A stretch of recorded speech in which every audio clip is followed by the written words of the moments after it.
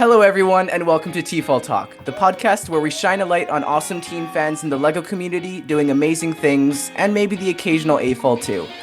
I'm Doodlebricks, aka Kavi, and today we're going to be hanging out with a good friend of mine, Dylan.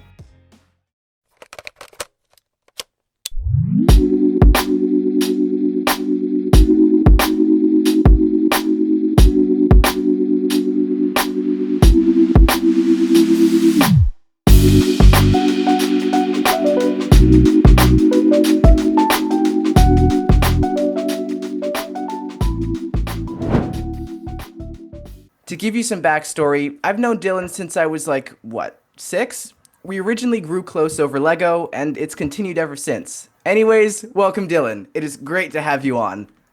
I like how you said sometimes AFOLs and then you booked an AFOL for the first session.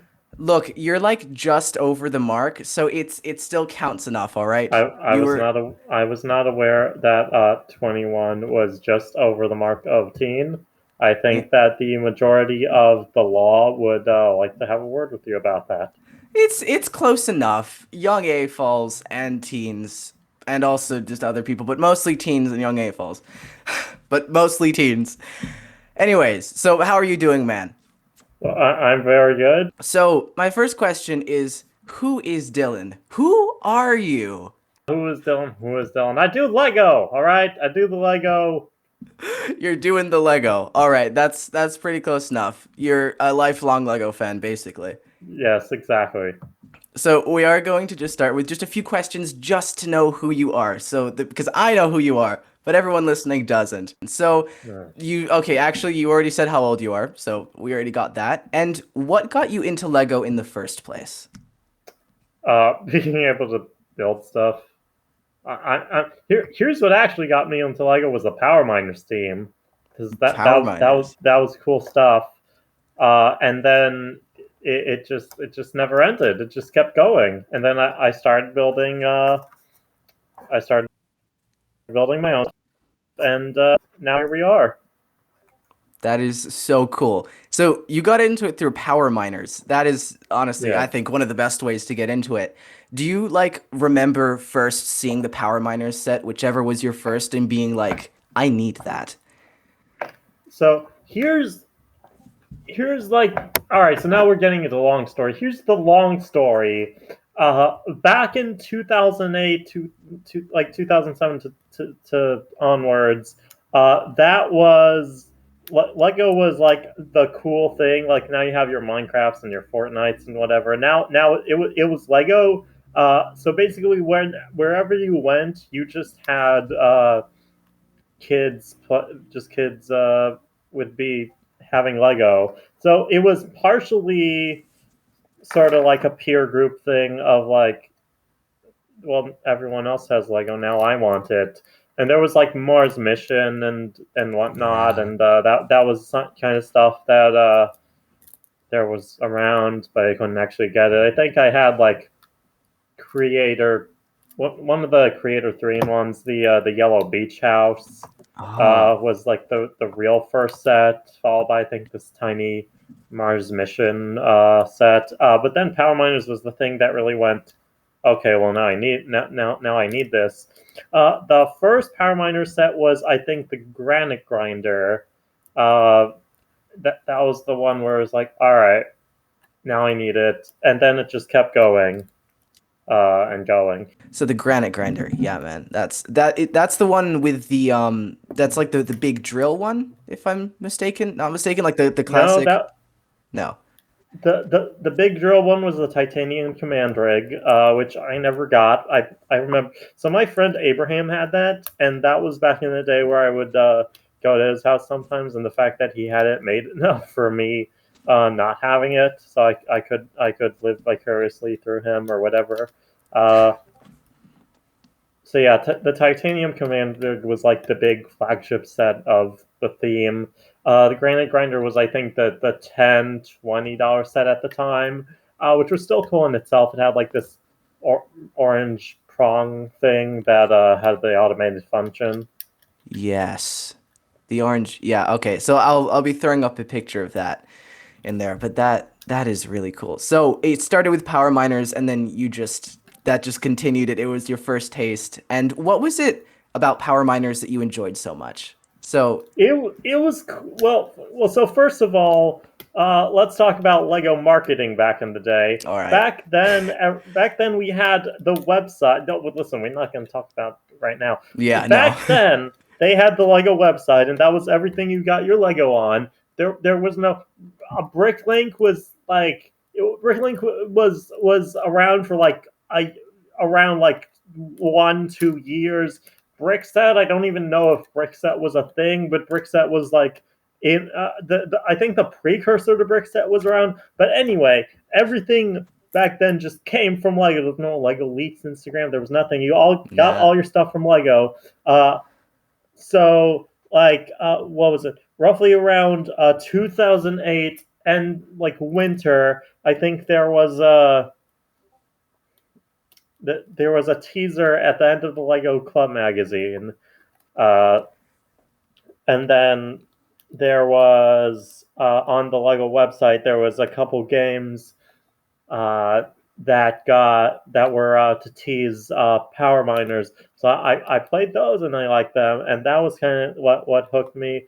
But here was the thing was all the Power Miners game, the one Power Miners game I think it was that they had on the website uh, it was based around the rock monsters. So I got to like the rock monsters even before the theme came out. And so when Power Miners comes out, I just like the rock monsters. I They're the see. villains, but whatever. Yeah, the rock monsters, those were some fantastic villains and molds. Like, oh my God, they were amazing. And the fact you could put the crystals in their mouths and everything was like the Mhm. mini ones at least was so fun. So it ended up being that and like I think my first original builds was just like building houses for the rock monsters. Completely throwing the power miners. The power mines themselves just get thrown to the side, and then the rock monsters it's just Lego City, but with rock monsters. Lego City, but with rock monsters. I love that. And yeah, That was that was how we did it. absolutely. The days when you would just walk into the store and be like, whoa, that's a new thing. I didn't know about that. Or you'd hear it from Lego officially. Oh my God. It that reminds me like literally I mean, you remember this because you were part of it, like looking over the calendar from Yeah. Rebooted, Oh my God. when Ninjago Rebooted came out. But then, like when it actually came out, I was at the Lego store with my friend Lightning, and I look and I'm like, oh my god! And it's like Ninjago, and we run over to it, and we see Ninjago Rebooted, and it's so cool. Absolutely. I remember looking through those catalogs and it was just such a sense of like excitement, like seeing these sets for the first time in this in this decently big catalog. It was really, that is an experience that you just need to have. It is absolutely fantastic. So you said before that you played the games on the website and things like that. Those games, those classic Lego games on the website were amazing. So amazing. If any of you have played that, you know what I'm talking about. So real quick, I just want to say I don't know who I think it's BZ Power has some of those games like archived. I don't know if it's still available because Adobe killed Flash. But if you have like old Firefox, the old version of Firefox that still has Flash, you can go and play it. Play the Robot Chronicles. That came out I think roughly end of 2009. But that was like a whole that was a whole connected game. That was like a real high quality game. That was just had a whole bunch of connectivity and unlocks and stuff. The Robot Chronicles. I haven't heard of that one. Like I remember hearing about the games being archived, but yeah, so definitely check that out. You said it was on BZ Power, I think bzpower.com. it's BZ Power, maybe not. It's whatever the big project, maybe Biomedia project might be Yes, it. that's it. Whatever the big project to archive all of the Bionicle stuff is. They have a couple of old games there as well. All right, well that's great. So if you want to play those, that's where you go. So wait, the Robot Chronicles sounded really interesting. Can you explain that a little bit more? Like, or do you Yeah. remember? So let's start with the backstory. So back in the day, you go to Lego.com, and it's just all kid stuff, and every theme had like its own mini site, and they had their individual games hosted on there. And then Robot Chronicles was unique because it was a game that combined the Lego Racers, Lego City, and Lego Agents 2.0 themes. Whoa. So you could go in from any of those themes pages, and you could play the games from there. So it was this top-down game. You drove vehicles through Lego City, and it had, based on whichever theme you went in to start the game, that was like your starting mission. So basically, you would just racers would just be racing. Uh, Agents would be shooting or fighting Doctor Inferno's vehicles, and then City had its primary mission was taking a tow truck to rescue different crashed vehicles, but then each of those crashed vehicles then unlocked different side missions. And so the entire thing was just like sort of this tied together plot of Agents versus Doctor Inferno. Wow. Like, That sounds like, amazing. like ra- for racers, you had like the race was sponsored with Doctor Inferno, and then City's thing was the Doctor Inferno races are causing cars to crash, and then Agents is just go stop Doctor Inferno. But yeah, it was really cool. There were like lots of different vehicle unlocks, uh, just lots of cool stuff. Wow, that sounds absolutely amazing. I never played that or even ever heard of it before today, but that sounds like so much fun. It sounds like the MCU before the MCU. It was like a kind of like a precursor to Lego City Undercover, like Yeah, the sort of like the Flash game precursor. that, yeah, that sounds about right, honestly. So, speaking of Lego City Undercover, you are a big fan of that game, if I'm correct, right? Yes, Yeah, so yes, I am. how did you find out about Lego City Undercover at first? How did that happen? So here's how Lego worked. Here's how going to Lego worked in the olden days. You went you went to Lego. You went to the Lego store in Rock Center because that's all we had. Uh, you went to the Lego store. You went to, or this is how it worked for my group anyway. You went to the Lego store in Rock Center. You built the mini model build. You hung around there for a little while, and then you went to the Nintendo store because it was on the opposite side of the rink. So basically, we ended up going to the Nintendo store once, and well, there was one time when we discovered the Wii U there, and that's a story for another time. But we went there, and I think I tried out Lego City Undercover once, and it was just this really good game. It was really amazing. Absolutely. Uh, and then I went to the launch event, which that was cool because it was this big collaboration through Lego and Nintendo, and they had all their staff going different between the two stores. So that was cool. You got to play Lego City Undercover. You got to play Lego City Undercover: The Chase Begins. Really great, really fun. Wow, I didn't know there was an opening event. Yeah, it was. Well, I don't know if Nintendo still does them, but back in the day, like Nintendo would do these big launch events for video games, and so for Lego City Undercover, since Lego was across the rink and Rockefeller Center from them, they just did this big collaboration for it. Wow, that sounds amazing. That is so cool. So that's how you first found out about it. And then Yes. I'm assuming you bought it not too long afterwards. That's a another long story, but yes, basically, I ended up saving up money for a Wii U, mostly to buy Lego City Undercover, and then the rest of the Wii U games that I wanted came later. But yeah, Lego City Undercover was, I think, the only game I had for 3-ish months, and Okay. probably the first game that I got that I just like binge to finish the story through the just I think it took me a weekend. I Wow. got it on. Got it on Friday, finished it Sunday. That is impressive.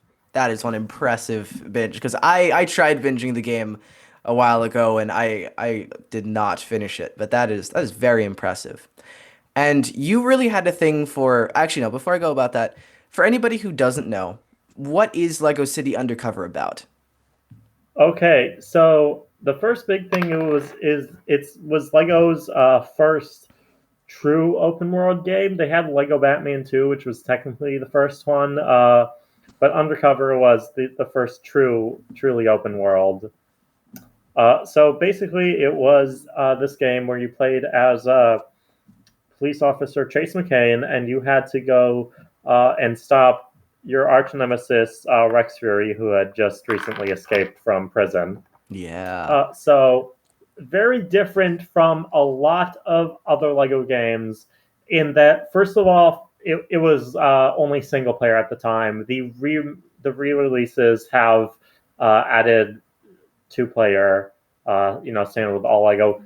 Yeah. Another change was that instead of traditional Lego games where you had the entire row of characters, Chase, being a police officer, had disguises. So you essentially had eight different categories of disguise, and so you would unlock the abilities for those as you progress through the game, and then every character that you played as, with one exception, just had that same set of abilities.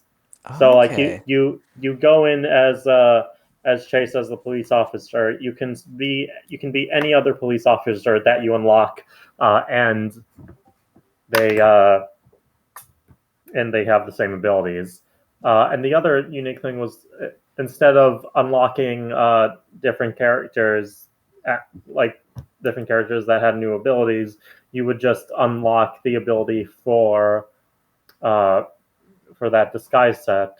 So That is interesting.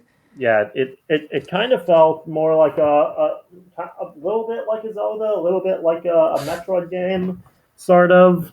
I dropped a brick, but yeah, The worst. keep going. I'm just getting the brick. Leave this in. Okay, sure. So yeah, Lego City Undercover was a very big game for its time, that's for sure.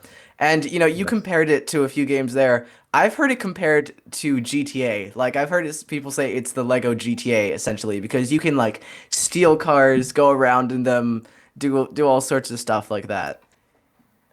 It is kind of. I feel like it's not really the biggest. Maybe it's not the best comparison, but you do kind of have the same thing in there. Yeah. With especially like I say, I mean, I think most of the comparison comes in where you can just hop in a car or grab a vehicle and just drive anywhere. I think that's the biggest thing that it has in common with GTA from what I've heard. I've never played the game, but yeah, it Well, was yeah. yes, but then again, you can just do that in any Lego game. Now you can, but then you said it was the Yeah, first back. open world one. So, Yeah, I think. Yeah, because you couldn't do that in. I don't. There weren't even cars in Lego Batman. Like there weren't even cars driving on the screen in Lego Batman 2. You really? had to reach vehicle calling points. Damn. Yeah, I never played that game. So that's interesting.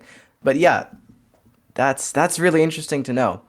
And you had a very you really liked the main character from the game, right? Chase I McCain. I really like Chase McCain. He basically became the character who starred in a lot of my builds at the time. I think it was just part of the being young, like you really like main character of your favorite thing. Yep. I, But yeah, so he ended up. I think I built him with a lot of different outfits. He had climbing gear at one point. uh Drove a motorcycle. I think I built a house for him. It wasn't that great. Building skills at the time was basically just like, so it was just like a yellow cube, and then had stuff inside. yeah. We've all Gave him done a that. cat. Yeah. Yeah, that's so cool. You treated Chase very well, I can say. You gave him all his accessories and took him everywhere. I'm surprised you never lost him, honestly. I was always like, how is Dylan taking him places? Me too. I actually ended up. I think I got another one because his arm was like the printing on his arm was wearing off, so I had to Oh, go track down a replacement arm damn. because it was also the so there's three different minifigures of Chase McCain. There's the one that you can get in the original set for Lego City Undercover, Yes. which like High Speed Chase, I believe, the original one, which in itself was cool because every copy of that set had a code on the license plates for that vehicle that you could put into the game, and you would unlock those. Well, you would unlock missions that would get you those two vehicles, Wow. uh, That is so cool. which is like they kind of did that with Lego Movie, the first Lego Movie game, and the first in the Lego Worlds. They Uh, did? I didn't know that. yeah, so the Lego Movie game, I believe you could. There were codes in some of the sets that would on bricks in some of the sets that would unlock like different types of, I think, new characters and new pants in the game, Oh. and then Lego Worlds you could get a code uh, in instructions of certain sets that would unlock that set in Lego Worlds, but none of them really got incorporated as well as Lego City Undercover, where it's just like straight up part of the game. Wow. I did not realize that. I think they tried to do that with the Skywalker saga as well, but since that got delayed, I have no idea if that's still a feature. I haven't heard anything about Who that. knows? On the 501st Battle Pack, it still says like unlock this machine in game, but I don't know. It shows that in a lot of the sets. I know, but I don't know if they've actually kept that feature anymore. Who It's knows? interesting.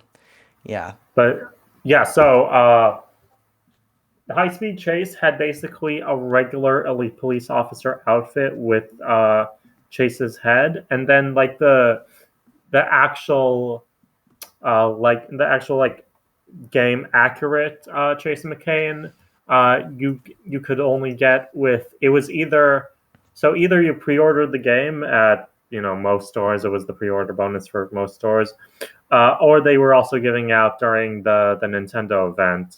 Okay. So yeah, Uh, it was like so a free promotion there basically. yeah, so that was where you got the like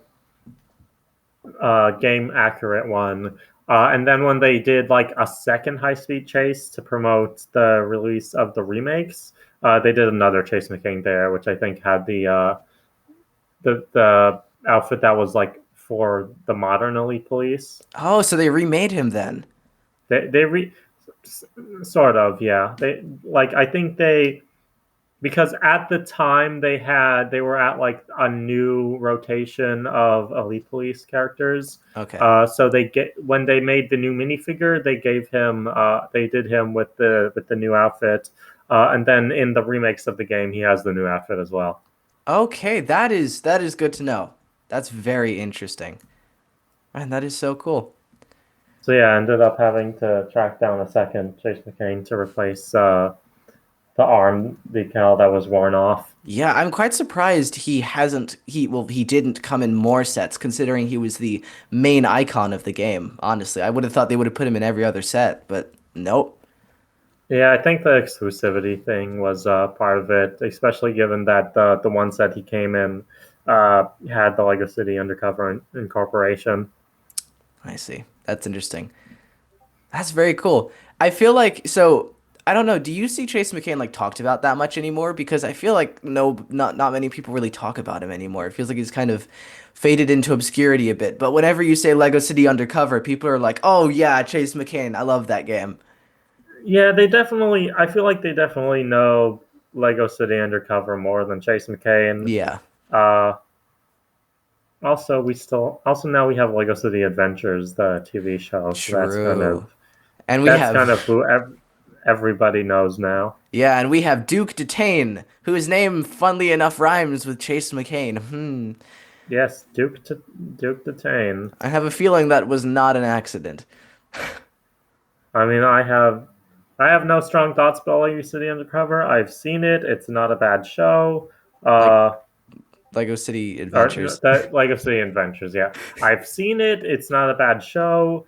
Uh, just not really not the same as Undercover. Undercover was always the first thing, Absolutely. and just gonna keep going with that. Yeah, I agree. Like, I mean, I've also checked out the show, and I kind of need to watch the second season. It's fun. I will say, I think they really got the humor on point. Like, I think people of any Yeah. age can enjoy that, but it definitely isn't the same, especially because, also it's a show and not a game. But honestly, the game was kind of like a show in itself because of all the cutscenes and stuff. Like, I remember watching It compilations of the cutscenes and thinking it was its own movie when I was little. It was. It has so many cut. It had like an actual plot. Like this was aside from all the regular Lego superheroes. Oh, here's bad guy. Go catch bad guy. This actually like had build up and plot twists. Very much so. And I think the second to last level. This is also notable because Lego City Undercover was the first game to not just be on levels. Batman 2 kind of did this, but again, like Batman 2 was just like you go through the open world to reach the next level. And Lego City Undercover, you could have it was split into 15 chapters, and you could have entire chapters that was just like you had tasks that you had to do in specific parts of the open world Yes, uh, before you even got to the level. I remember that. But so anyway, I think the second to last level of the game was when you had this one big puzzle that just used every involved almost every stolen item throughout the course of the game to reveal the villain's big plan. That is such a fun mechanic. Yeah, wow. So you had to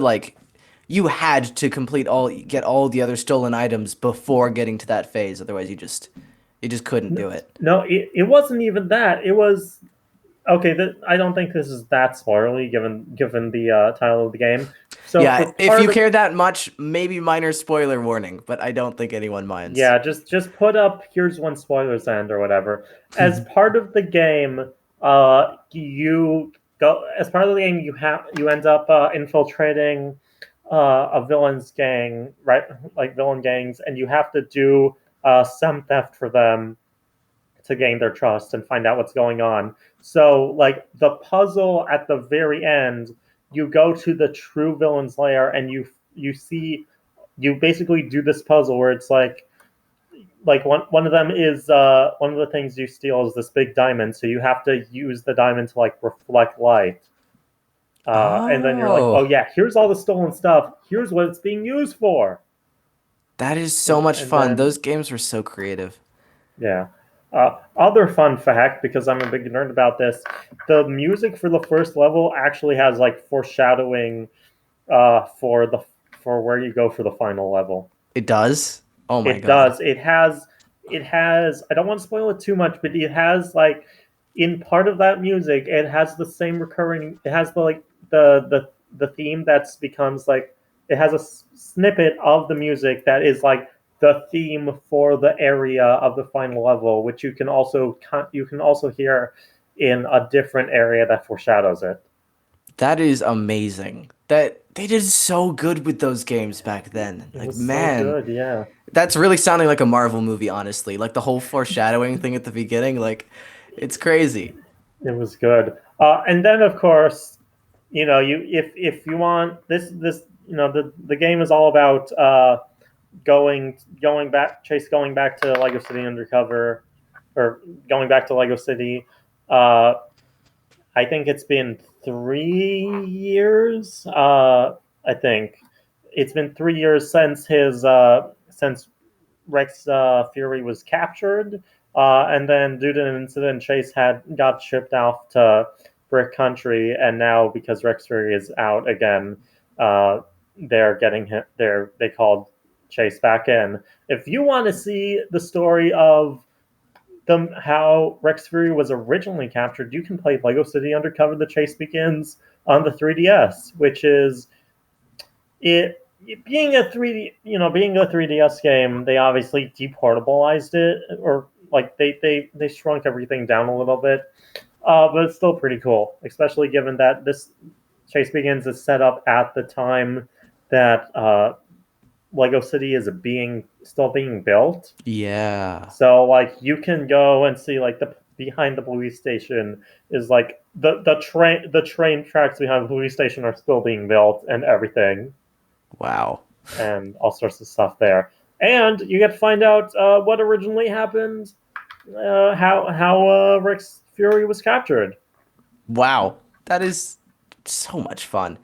So, yeah, that is Lego City Undercover, guys. If you want to know anything else about Lego City Undercover, Dylan is the person to go to.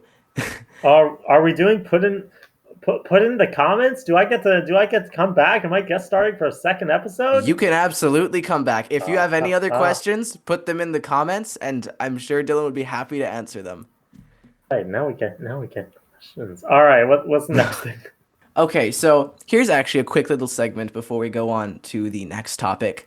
In your opinion, what Oh, is is the this an most ad read? Are we painful? doing ad reads?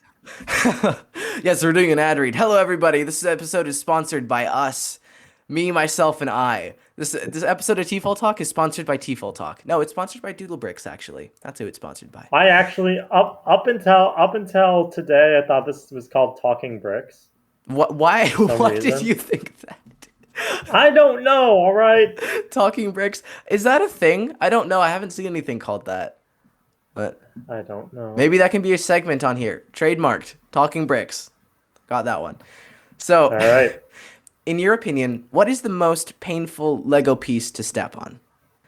Here's the thing. I've stepped on so much Lego in the past 12 years of my life. Oh, wait, it's actually 11. Wait, no, that's backwards. 13 years! 13 years of my life that I've just gained immunity, so I can just step on any Lego and I barely feel the pain.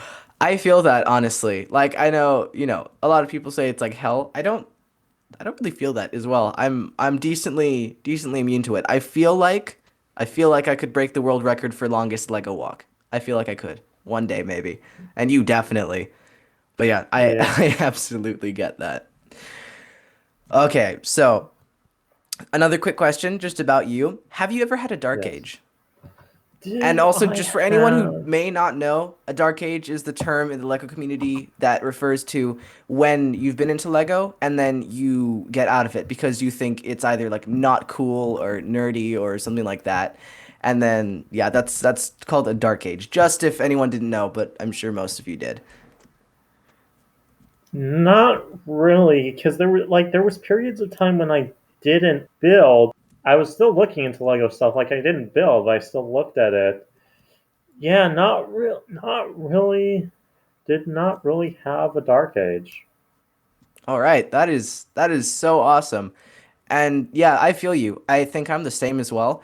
I like to call it a dim age. Like I wasn't not into Lego. It just wasn't the primary thing in my life. And like I still had it, but some of it was put away or there was just like a few sets on display and I still liked it and I still like watched Ninjago and stuff, but it just wasn't the primary thing in my mind. So yeah, I don't think I've ever had a dark age either. But a dim age, I think so.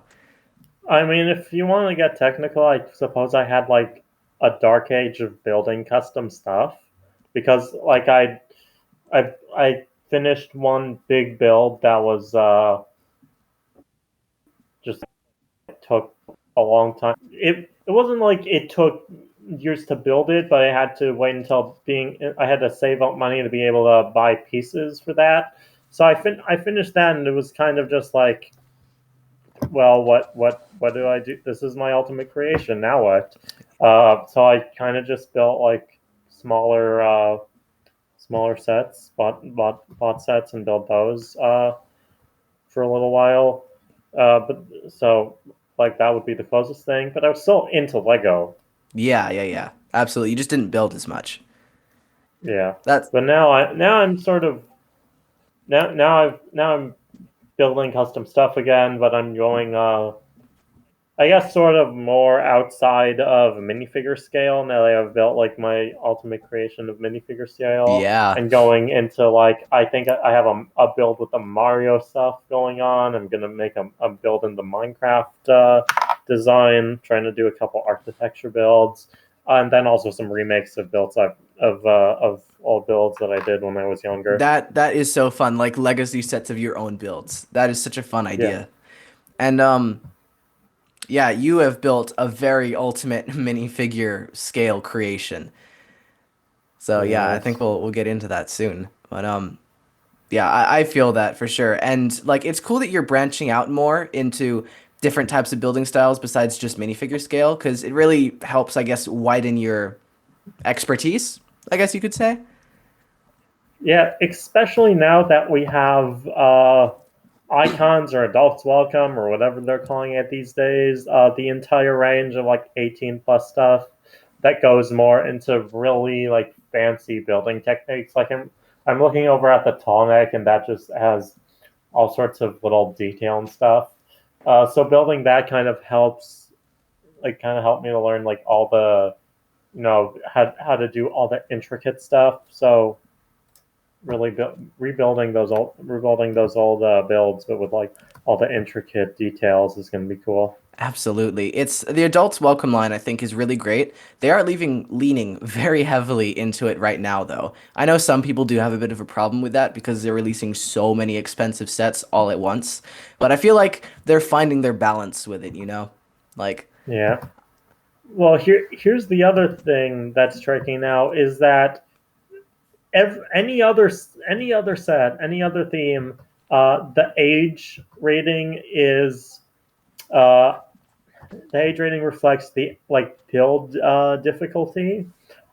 But on icons and adults welcome, the age rating is just always 18 to try to gather more adults. So you end up having confused people who are like, but this is really small set. This is really easy to build. Why 18?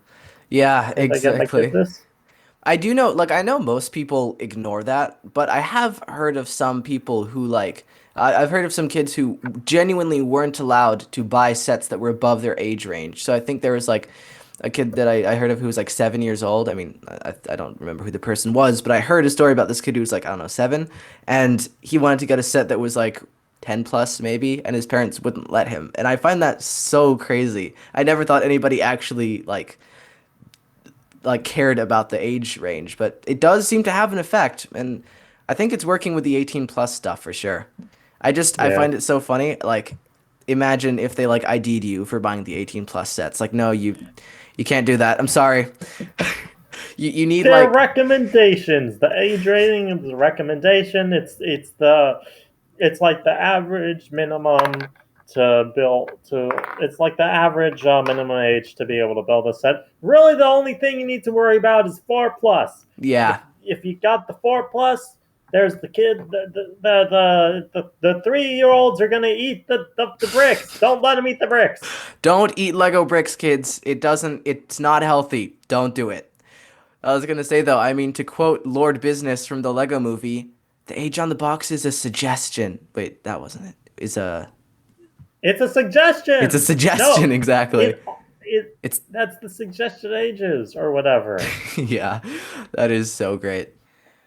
Okay, so on the topic of kind of the 18 plus sets, Lego is really pushing stuff for, obviously kids, because that's their main thing, but recently they've Yeah. also been going more into the adult range and collector stuff and things like that. But I was kind of wondering, like, what do you think Lego could do? So they've got the kid audience and the adult audience, but they haven't really done that much specifically to focus on the teen audience, right? So what do you think they could do to kind of cater more towards the teen audience? Do you think they need to do anything else to cater more towards them? Or something like that, like a teens welcome or something like that type of line? Well, here's part of the issue is right now. I don't know how teens are these days, but right now teens are like I don't think teens are even like your normal teen is really the type type to play with Lego. It's almost like you have to get them initiated by an existing TFOL. Yes.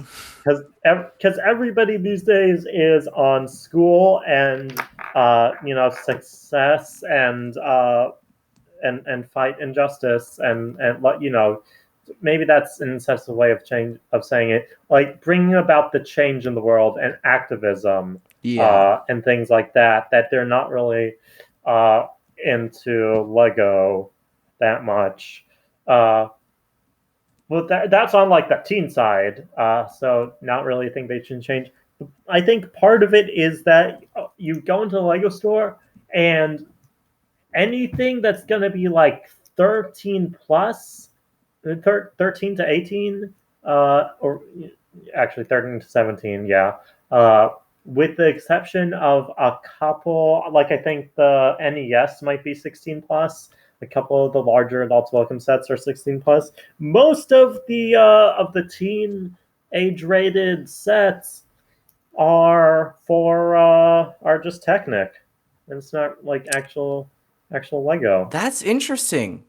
I never noticed that. You're right though. The Technic sets are very much in the teenage range. I mean, are even like the huge enormous ones like 16 plus, right? If I'm not mistaken. Uh, it's 16, yeah. I believe the lowest Technic goes is 10. Yeah, that is really interesting actually. I never noticed that.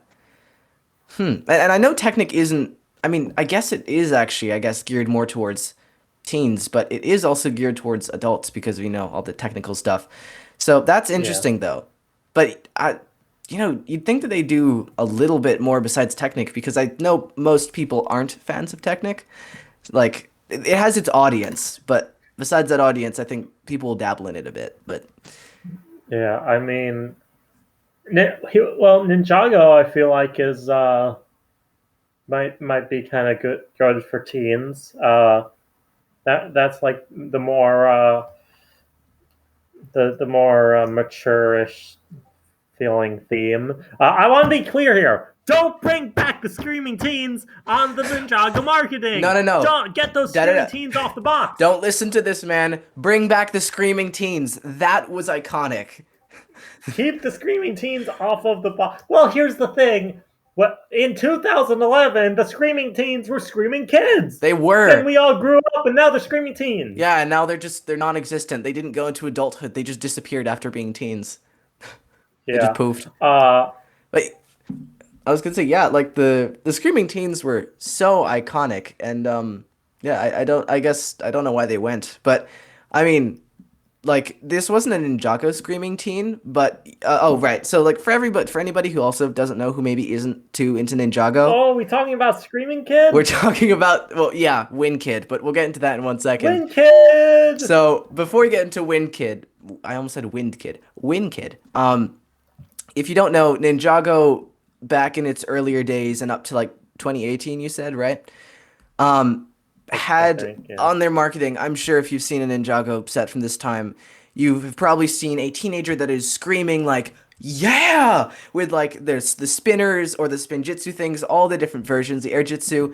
At first it was kids with the spinners and they released these ads that were just hilarious because these kids were acting like they'd die if they lost the games. They were like completely devastated after losing them, and it was like a gang fight, but kids and Ninjago spinners. Like there's a whole ring around them of kids going like, yeah, yeah, go get him, and it was so iconic. And then as Dylan said, they changed the teens later on, and I don't think they had the same. Actually, no, they did have the same types of commercials. They also had the teens like screaming in them, but then that kind of disappeared, which is very sad. Here, But here's the thing: is when it was kids, it felt funny, and it felt like maybe that was something that could actually happen. When you changed it to teens, it felt like it was just a failed attempt to appeal to teens. Like especially given the types of teens that you had, here's the teens. Like, see, it looks like it's all like the bad boy types, or yes, whatever. Like the more rugged, the oh yeah, we're cool. Yeah, those types. absolutely, they The were. the type that maybe someone's gonna kick out of your store if you see them. Yeah, that's Uh, absolutely the vibe they went for. So like that's part of it, is that I think Lego just doesn't know how to market to teens. And Hidden Side, I feel like, was another one that was, we're trying to market to teens, but it was all about, the plot of Hidden Side was, here's two people who they do vlogs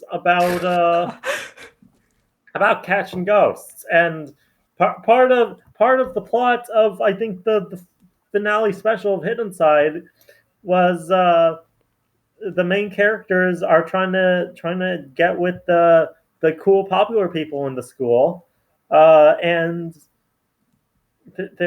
who are like big video vloggers as well, and so Oh, they convince them to come along on the ghost hunt or whatever. that's really interesting. They did that because I didn't really watch all of the shorts. I know there was a finale that I couldn't find, but that actually happened. That's interesting. Yeah, like even part of one of the mechanics of the game was, I think, one of the leveling things was named subscribers.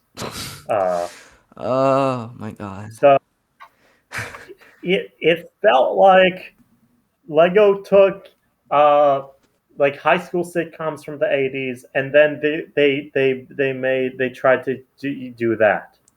Yeah, yeah. Like there's not hasn't really been anything marketed to teens that has really been done in a way that won't offend the teens. That won't offend them. Yeah, that's interesting. I think they still struggle with walking that line, you know, and Yeah. yeah, Hidden Side. Like, I mean, we like that theme is being beaten to death at this point. But like Lego makes good Mhm. sets and they make good games. They don't make good game sets, like sets that integrate with games. That's something they're still working on, and I hope one day they nail it. But yeah, I would argue that Dimensions was good, and it was mostly WB who or you're TT right. Games who made that fail. I actually, but it was them, but also the Toys to Life genre was pretty much dying at that point as well. Yeah, it was, but like I think part of the thing that I think hit Dimensions was that uh, it wasn't really that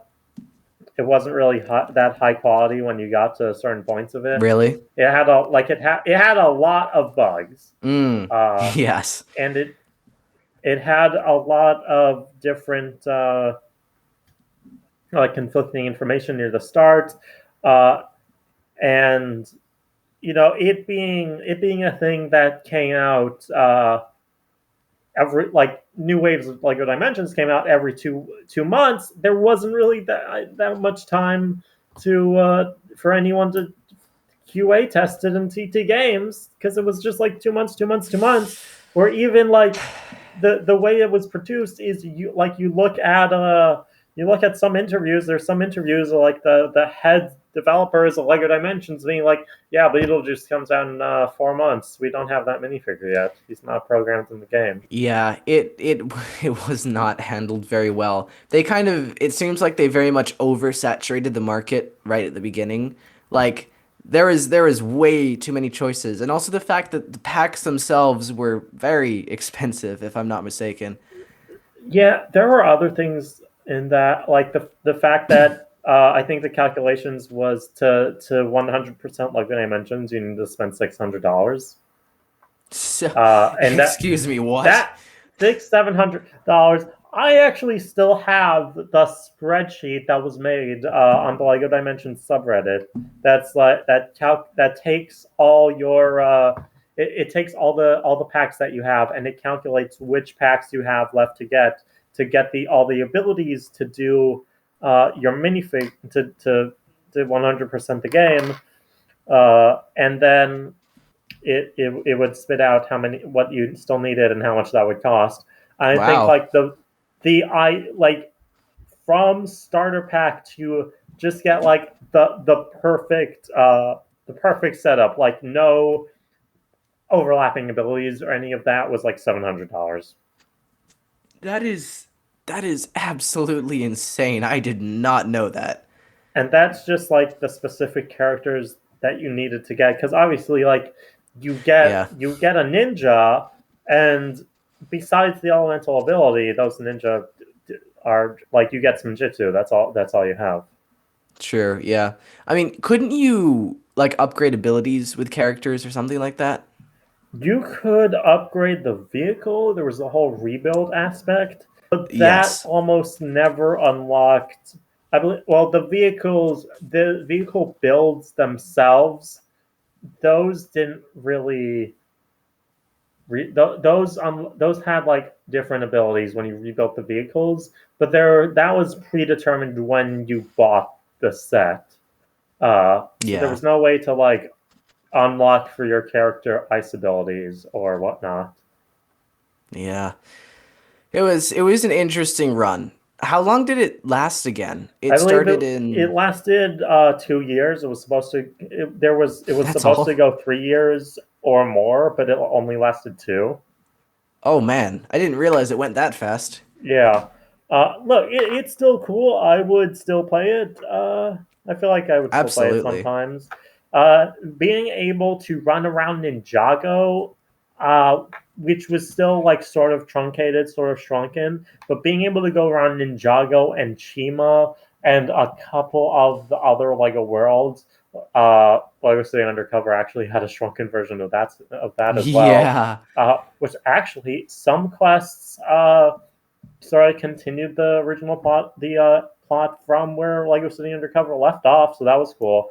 But being Wow. able to go through uh, those worlds, I think that was like worth everything that we went through. That's fair. Being able to like explore those worlds and have that kind of magic, right? Yes. Yeah, I can see that. It that was a very cool aspect of it. And even though they were shrunk down, it was still pretty cool to play around with them. But yeah, it was like well, that was cool. It wasn't really enough to save the game. And I do remember when we played it in like Ninjago, we were in like Chen's arena or something, and the game just stopped. It Yeah, just glitched and stopped. that was part of it. It was so glitchy. Like I tried to show Kavi the cool boss battle against Master Chen, uh, and then it just doesn't switch phases in the middle. No, it really doesn't. It just like stopped. It just froze and then just stayed frozen. We had to like restart it again. I think someone needed to tell TT Games the duck story again. The duck story? The duck story, the wooden duck. Uh, what does that have to do with Lego Dimensions? Okay, let's go over the wooden duck story. So long, long ago, Ole Kirk Christensen was a carpenter. He made wooden toys, right? He made only wooden toys, and then Yes, he eventually did. they went to the plastic. Godfred Kirk Christensen, he is a son, right? So Mm, one day Godfred has to he has to make a bunch of wooden ducks, and they have to be lacquered. Was it lacquered? I believe it was lacquered three yeah. times. The wooden ducks have to be put Oh, together. They have to be painted. They have to be lacquered 3 times, and then they have to be taken to the station so they can ship the next morning. So Godfred gets the ducks to the station. He comes back to LA. He's very happy because he saved the company money. How did he save the company money? He hmm. only lacquered the ducks twice instead of 3 times, thus saving all the lacquer money. And Ole is very upset, and he sends Scott back to the train station, get all the ducks, bring them back to the workshop, and put the third coat of lacquer on them, and get them back to the workshop alone with no help. And that You're is how we right. got that. That is the story that is used to be like that is the story that now represents Lego quality and is part of why the company motto is only the best is good enough. Yeah, you're right. I remember that story now. I forgot, but I see where you went with that. Yes, So I think yeah, TT Games did need to be reminded of that. yeah. Was it a good Absolutely. game? Yes. Was it the best? Probably not. Yeah, no, it was very fun though. Like I think, and also the figures that it gave us was absolutely amazing. Oh Were yeah. absolutely amazing. But yeah, and it's funny because those go for pretty high prices now, which is kind of Oh ironic. boy. But Yeah. yeah, but I'm pretty sure Lego stopped their partnership with TT Games after the Skywalker saga, right? I have no idea what's going on with that. I think they Epic did. is doing the Lego Metaverse. Maybe we haven't heard Oh anything my about God. that. It feels like that's how Lego is trying to cater towards teens now with the metaverse stuff. I don't know. I feel like Lego right now well, not Lego, but like video game companies as a whole are just kind of in a very bad spot right now because a lot of bad stuff is coming out about them. But that is beyond the scope of this podcast. Yeah, no, I agree for sure. So yeah, so to kind of close off the topic, we did get into Lego video game stuff, which is something I meant to do, so that's great. Um, so you said that you feel like Ninjago is kind of catering towards, the teen audience, right? Yeah, But I do think, yeah, I think it's kind of like it's more of an action show. It feels like more of a mature theme than absolutely. maybe other Lego themes. Uh, but at the same time, there needs to be themes that are like, or not even themes. You can just have sets like stuff that people like teens will want, but that does not just like scream teens. That's that doesn't scream teens. Like it's I don't know. Adults is a adults is adults, and you have adults welcome, but at the same time you have the section that's labeled icons, and that's still not like it doesn't really feel overtly adult. Like it does feel like it's like, oh, hello adults, come on in, but Yeah. it doesn't feel super reaching, and also adults I think be less offended by that. uh, with teens it feels like put up the meme that's like, how are you doing fellow kids? It feels like that. Yes. Actually, you make a good point there.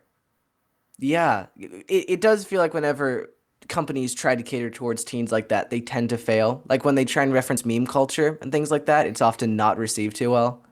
Yeah, So that's a really interesting point you make there. That so like the adults won't be too offended by being catering towards them, but teens they just can't really hit right, I guess. Like they can't hit that mark. yeah. That's really interesting. Okay. So, do you think that the like 18 plus line and more of the stuff that they're doing now it caters enough towards teens because I do see a lot of teens also buying those sets and quite enjoying them because they've kind of they're now no longer enjoying like kind of the younger kids sets as much, but Yeah. for the teen that isn't necessarily like a huge Lego collector where they're like, yes, I'll buy everything, right? It does seem like those adult sets are actually fulfilling the need perfectly for them. What do you think? It does feel pretty good, but I feel like there might be, again, think that like, I we're both from urban cities, so Mm-hmm. I can't really talk much about like a lot of like we're I'm in New York, this land of super urban, so I can't really talk much about like possibly less like the regular urban or rural or whatnot. But I feel like no, I lost my train of thought. A lot of there we go. A lot of teens like at the time that they need that they're like 13, 16, they might just be getting their first minimum wage job, their first paycheck. If they like their pocket money is probably not going to be enough uh, to buy a lot of the adults welcome sets. Like Yeah, I agree. sort of the, like if I look at the list of adults welcome and list of icon stuff right now, the things that I would say are like kind of I feel like lean most towards teens, is a lot of the 100 plus sets. Uh, and at the same time, consider that like a video game is going to be $60 or less. So like you then maybe they save up for a Lego Yeah. set, but they can then get sidetracked by just buying a video game instead. Yeah, I see So what you're saying there. That's not going to be the first thing that a teen is going to, spend their money on, at least a non-Lego obsessed teen. maybe it's not going. Yeah, maybe just not even just the first thing, but they might end up buying something else with their save up enough. But I feel like definitely more teen focused stuff that's at a lower price. Overwatch, I Yes. don't know about that. Maybe, but That's maybe interesting. not.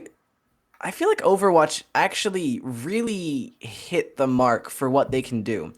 Because I think the majority of that player base are teens, right?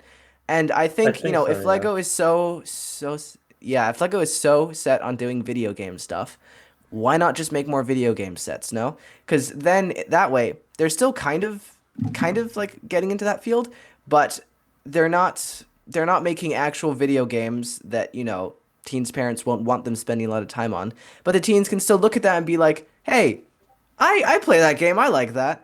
And I think if they Yeah. did more things like that, like, they got Horizon Zero Dawn now, which is You still an could expensive literally set, make but a set of like a smaller Horizon machine, and that could be a teen set. exactly, exactly. And I think they really could. There are a lot of smaller machines in there that they could do.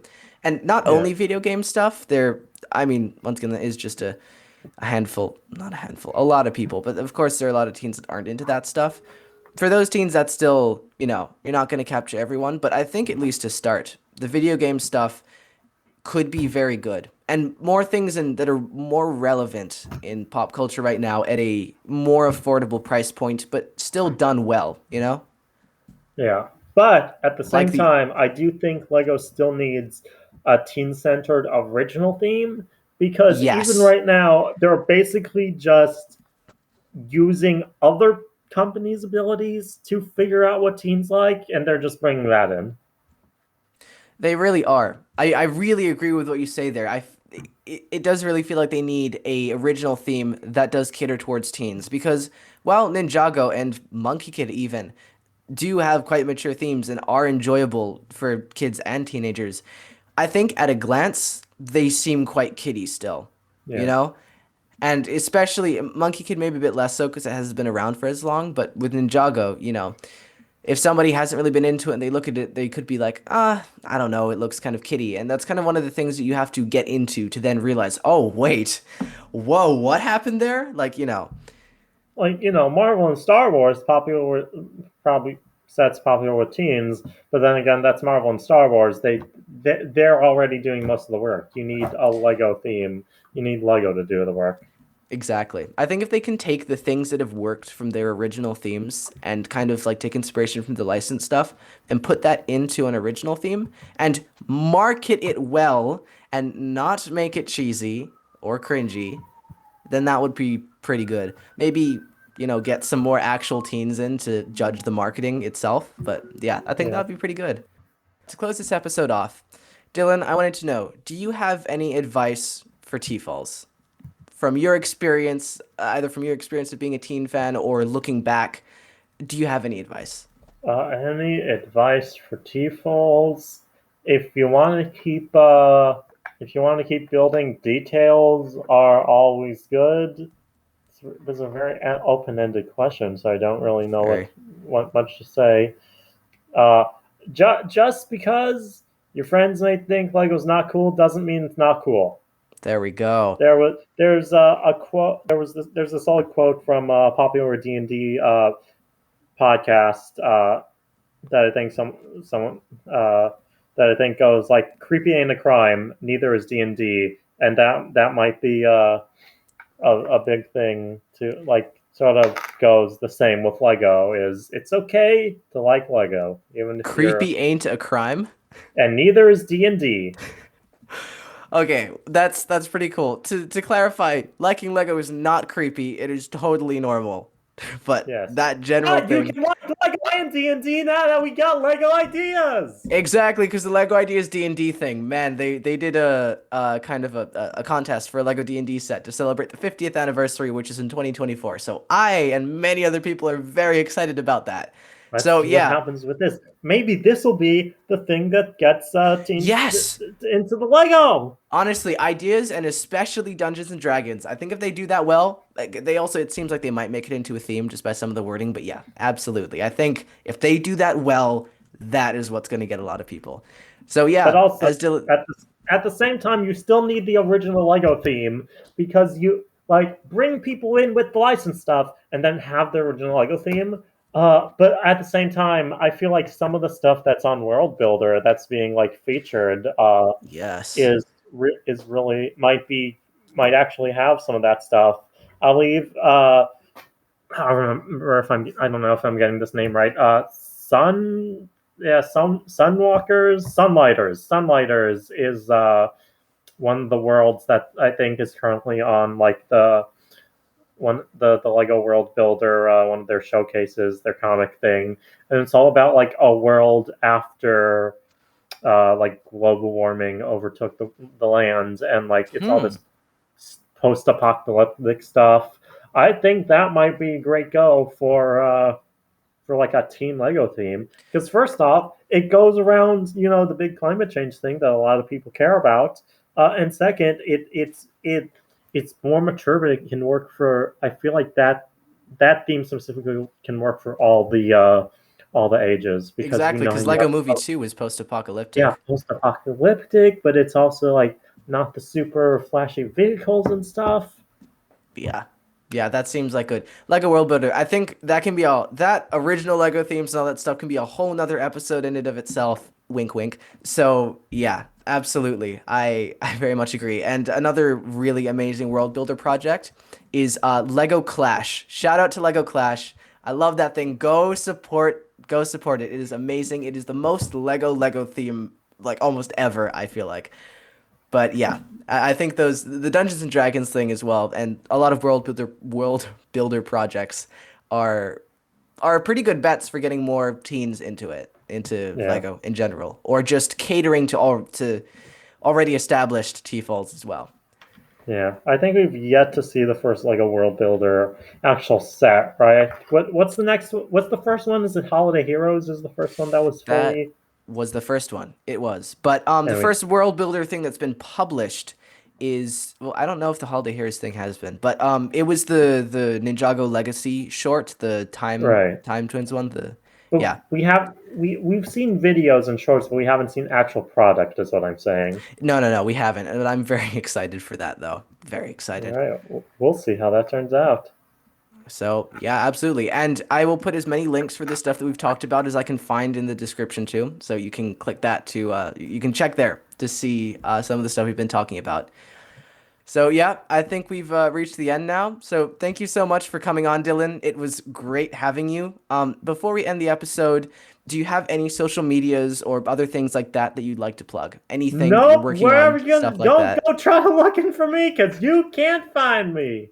I keep telling him to make a Lego account. I will break him. He will one day, Don't but go right search. now, Hey, if you know what? Go find the Lego message boards. You can find me on the ancient Lego message boards. Go get a time machine. Find me on the message boards. exactly, guys. Get yourself a time machine. Buy the DeLorean or something. Actually, though, you know where you can find Dylan? On the OTL, the online teen log. Yeah, If you yes, you want to learn, can. You can if find it's me a, single-handedly doing minifigtober. I've done them, but I have yet to post them I've done because they most take of a them. while. But yes, the Minifigtober as well. That's just that is absolutely like put a date in this video. So if I upload this later, people are gonna know how old this is. But yeah, so all that stuff. I will leave descriptions to what we're talking about. Descriptions. I'll leave links in the description to what we were just talking about there. The OTL, the online teen log, and Minifigtober, which is the October minifigure design challenge. And yeah, so thank you all so much for watching. This was a very fun first episode, and I'm very excited for what is yet to come. And yeah, thank you so much for listening. It absolutely means the world. And yeah, that's all for now, and we'll see you all later.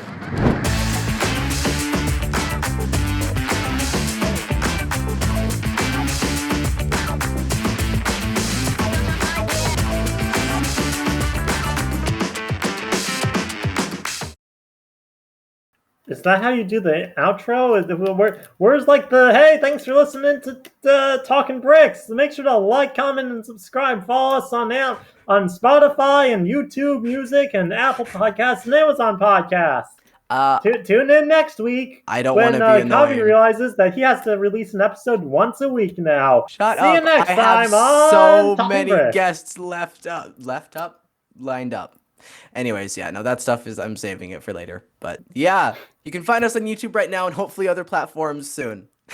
Bye. Goodbye. So are we just cutting this, or is there just going to be like smooth jazz as we talk? Basically, yeah. See you all later. See, ideally we would have had the fade out to this smooth jazz as I talked about